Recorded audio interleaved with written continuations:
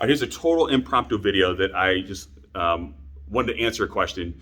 I'm Catholic, should I do yoga? And I've been doing a couple different mobility exercise videos, and I just thought I'd answer that hopefully within a minute or two. And the answer is no. All right? Should you do yoga? I can say no, but search, talk to your priest, talk to your spiritual director, think about it, reflect on it, pray about it. But here's your better answer. You don't need to do yoga. There's no reason to do a great warrior pose or whatever it's called. There's no reason to do a downward dog. Okay? There's no reason to do a pigeon pose. All right? All these stretches, some of them are fine, but some of them are based on Hindu religion practices. So I don't know, are Hindu practitioners doing the genuflect and thinking about the Trinitarian God?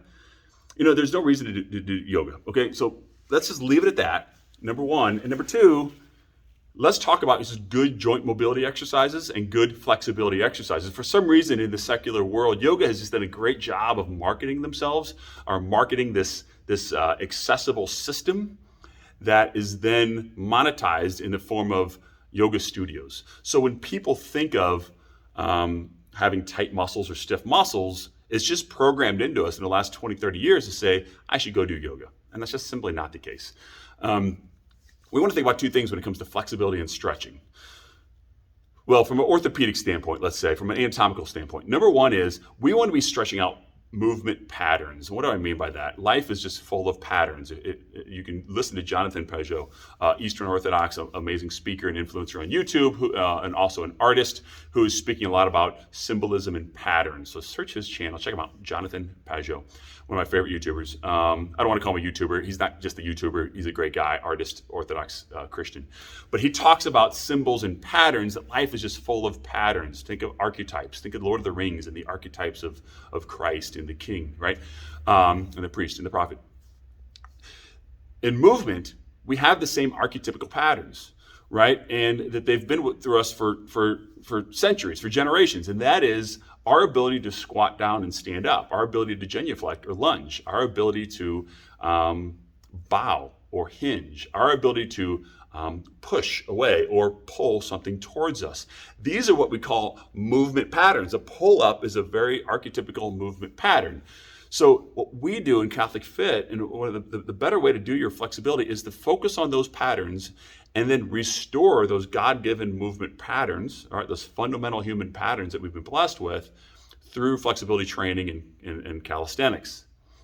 The second part of it is that sometimes you think about an entire movement pattern like a lunge or a genuflect like this, and let's say your knee hurts or your ankle hurts. Well, that's when we need to individualize a particular joint. So we get into your joint health, your joint mobility, all right, the four bones involved with your joint. What is the joint health between your bones, your joint mechanics, your joint arthrokinematics?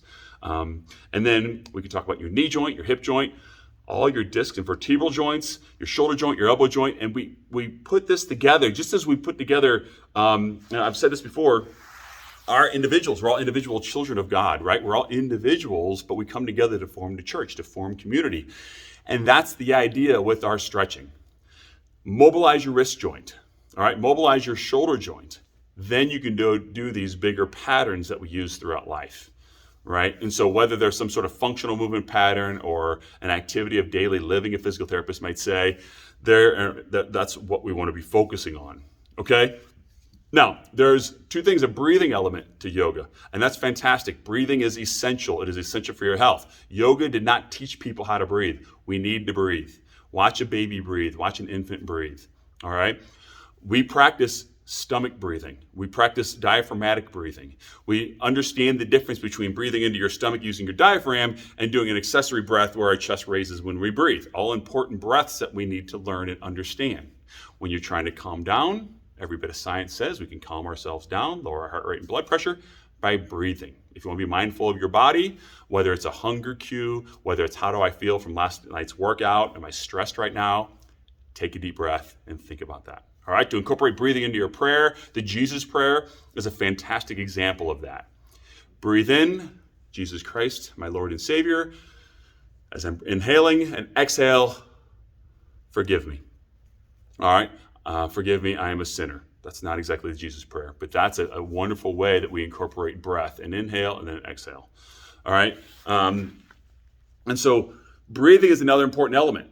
Yoga does not own that. Another thing about yoga is spirituality. Now, I've said this for the last 10 years, ever since I've been speaking on the Catholic Church or health and Catholic fitness, is we've allowed New Age spirituality and Eastern philosophy to sort of hijack some of our very common words. A big debate I had on YouTube, comment section the other day. Matt Fradd was hosting, a gentleman, Alex English, I believe, speaking about whether Catholics should do yoga, is mindfulness.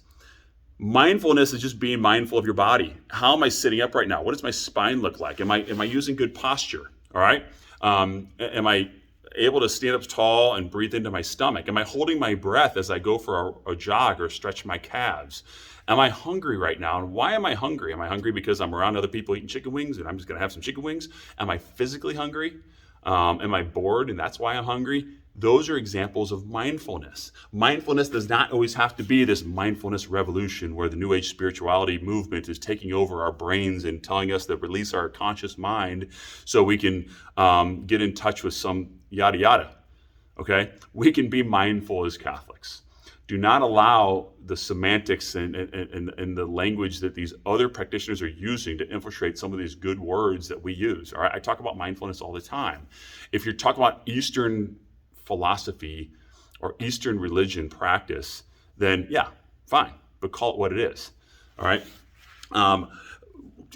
The four keys to movement are mobility. We need joint mobility in our ankles, joint mobility in our hips, mobility, stability. That's why we do planks and core exercises. We need stability in parts of our body.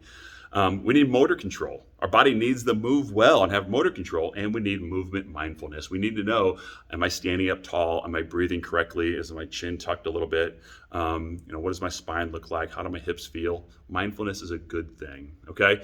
The thing that worries me most is that this day and age, if you're 20, 30, 40 years old and you're looking for spiritual health, quote unquote, you're more likely to walk into a yoga studio than you are a Catholic church, and that's a problem. That's where we've dropped the ball when it comes to spiritual health. And talking about the temple of the Holy Spirit just isn't enough. We need to become a little more well-rounded, a little more holistic. That's another word. Holistic does not mean light candles and meditate over, Buddha.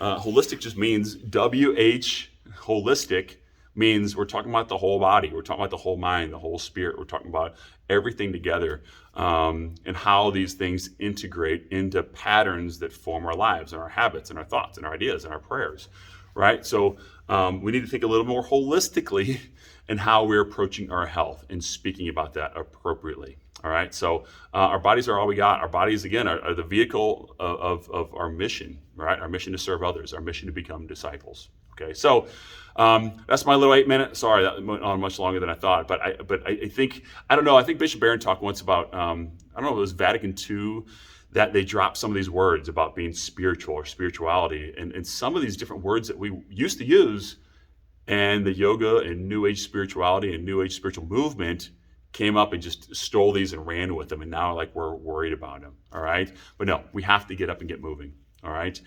We're called to take care of these beautiful bodies that we were given at birth. All right. So that's it for now. That was kind of a prologue or just a discussion about what we can be doing. There's so many alternatives to flexibility, so many alternatives to stretching. I'm not a big fan of yoga, even from a secular perspective.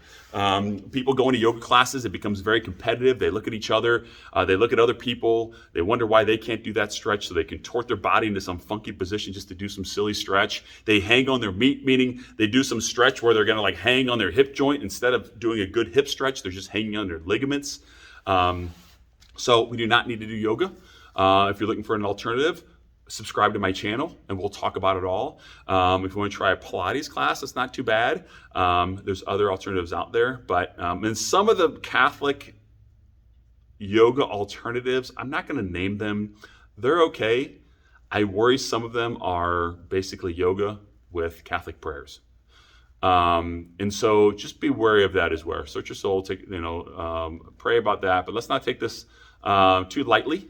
I know there are some Jesuits, priests out there, I think, that are forming Catholic yoga classes. So I think that's up for debate. I'm not here to debate that. I know I could and I should, but let's just focus on all the alternatives and all the amazing ways, there are a million of them, we can move our body, we can express our health, we can express our fitness, we can express all of our patterns, our movements, and our joint health and strength and everything that God has blessed us with. Okay, so that's what we do on this channel. Please subscribe. Sorry that was much longer than I wanted, but I'll see you next video.